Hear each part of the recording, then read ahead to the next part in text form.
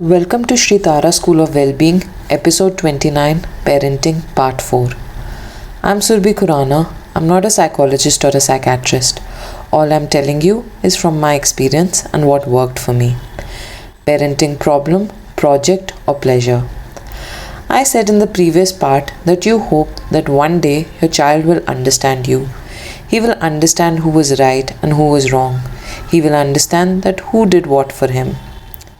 You feel and say that your spouse is responsible for your unhappiness, has made your life hell. You have basically taught your child that others are responsible for his unhappiness. Now you might tell your children a million times that you don't cry if your friend said something. You be happy. Your children will not understand this. Your children will only understand what they see. And as soon as they become teenagers, they will in fact start telling you, Mom, why did you start crying or get upset on these little things? Why do you care what Papa says? Why don't you stay happy and enjoy? And you want to teach us? You hate your in-laws or some other close ones. Say that they're responsible for making your life hell. And you tell the child to not talk ill of his teacher, that he should respect his teacher. No, this is not possible. You have taught him hatred. You have taught him how people close to him are responsible for his unhappiness. So basically, it is not possible that you learn parenting specifically. That is, just learn to deal with children.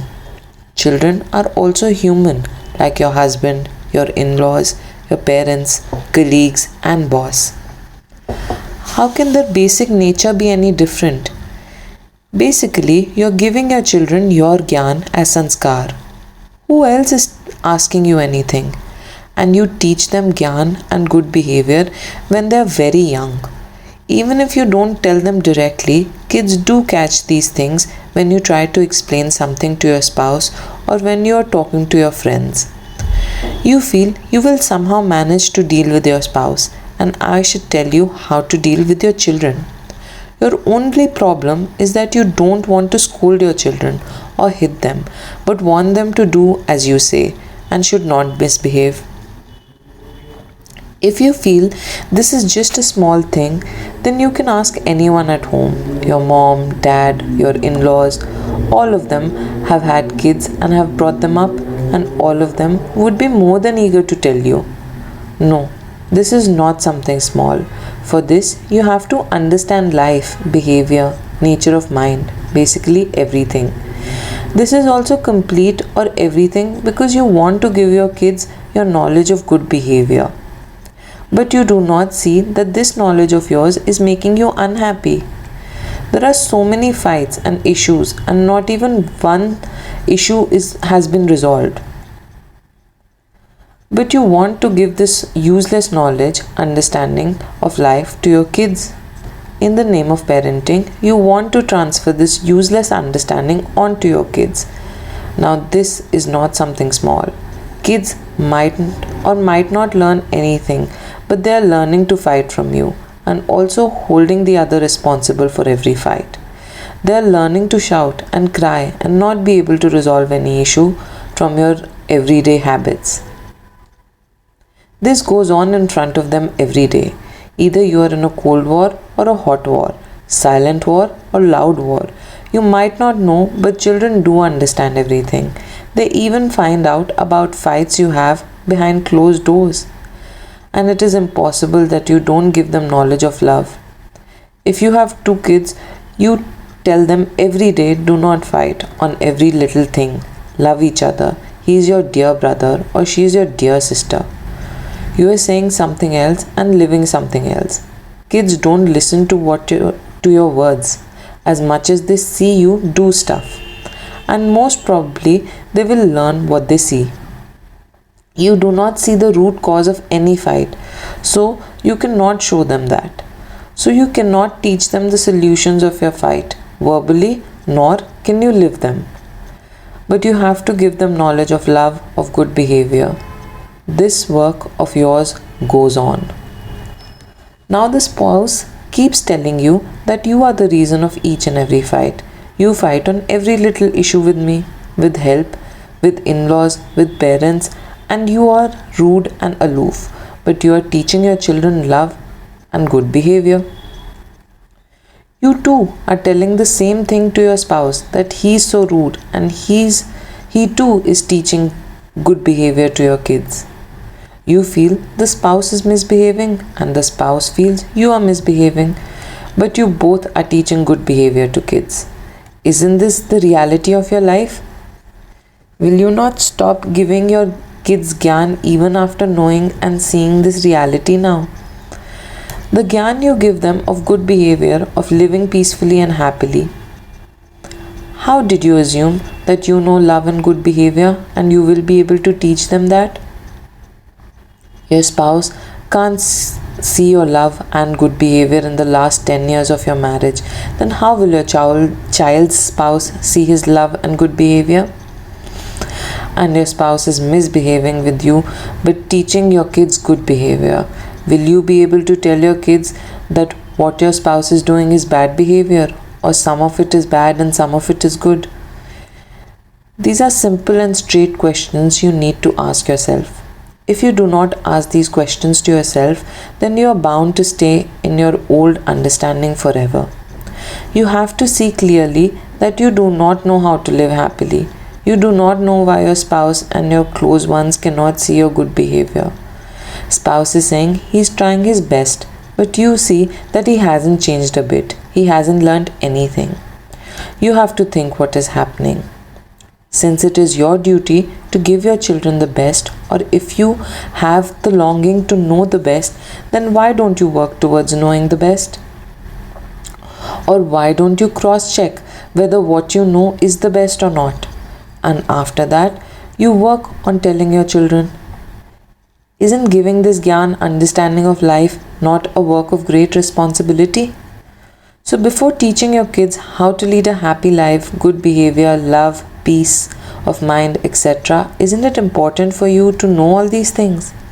Isn't it dangerous to give gyan before knowing it? Real thing is neither kids nor partner. Real thing is peace of mind. You are teaching your kids your uneasiness.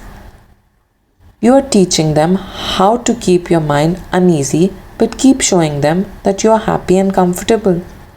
Also teach others about love, happiness, etc. without even being happy yourself. And you cannot be at peace without knowing the root cause of unhappiness. Basically, your mind is upset, so it can be said that you need to understand the nature of mind to be comfortable. And if you do not understand the nature of mind, then what will you explain to your child?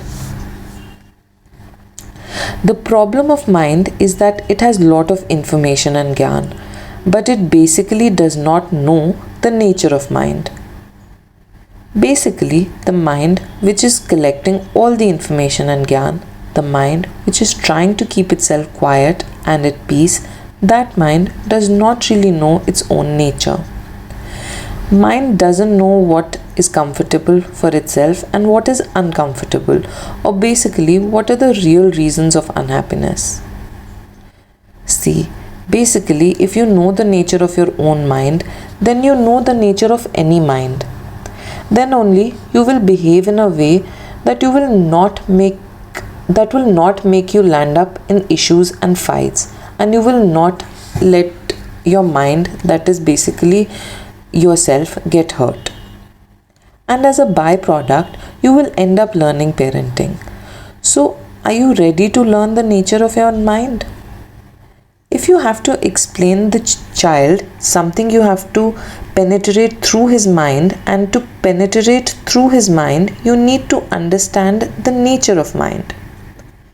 Basically, a child's brain is just like your or my brain. You could not communicate anything to your spouse, your in-laws, and you feel you can communicate to your child? Isn't this your foolishness? So basically, from us, you will not just learn parenting, you will learn about your gyan, understanding of life, which you feel is very useful or effective, but is actually useless.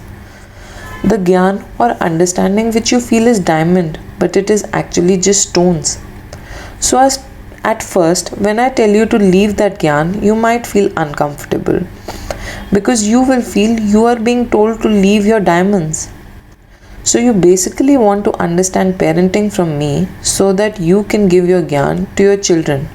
But before giving, shouldn't you, like a devoted student, first understand that your gyan is actually useless, which is not worth living or giving? I know you will say that you have never wanted to hurt anyone, or what all you tolerate, or how you always try to think positive, never criticize anyone, never initiate a fight, etc. etc. But even if you don't wish bad for others, or tolerate others, or think positive, nothing happens.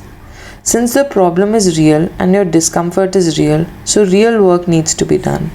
And if you want to get rid of your problems now, then there are 3 practical steps. And the steps are: 1. Accept. Accept your emotional and relationship issues. 2. Ask. Ask freely and fearlessly whatever is troubling your mind. 3. Work. Work to see the root cause of every issue through our program. You might have a lot of cross questions regarding this now, and each of your cross questions will be answered through this program. You might have lots of cross questions regarding this now, and each will be sorted in the next episode as well. If you benefited from this and feel you need personal attention or have severe troubling questions, you can join our program, the details of which are available on our website www.shritara.com. Thank you.